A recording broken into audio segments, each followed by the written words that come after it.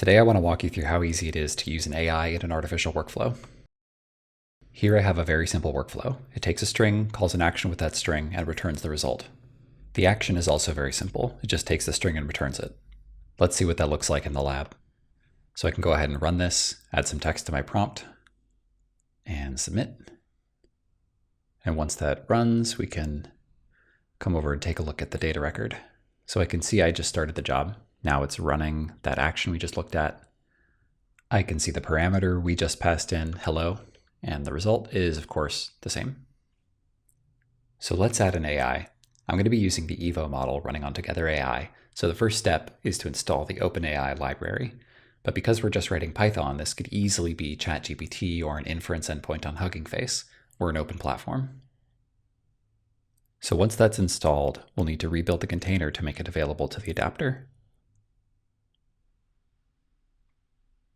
And now let's use the Evo model to generate some DNA sequences. First, we import the OpenAI library. Now we'll create a client when we initialize our action module.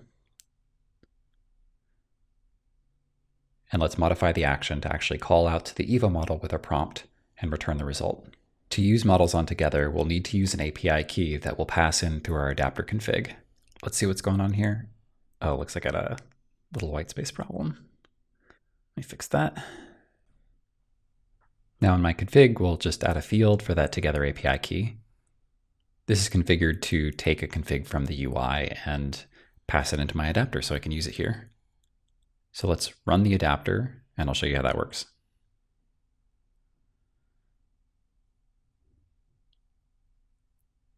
All right, adapter's running. Let's go into the UI and jump down into my adapter settings. And you can see there's this field. I paste in my API key, save it, and we'll just go restart the adapter so it picks up the new config. With that running, we should be ready to run our workflow. So we'll come over here, same as before. And for the prompt, we'll add a DNA sequence. Hit submit. Take a look at our data record. We're now running that action, calling out to the AI. You can see the parameter we added here. And once this returns the result, we'll see it in our results tab. There it is. That's how easy it is to use a model running on Together AI with Artificial.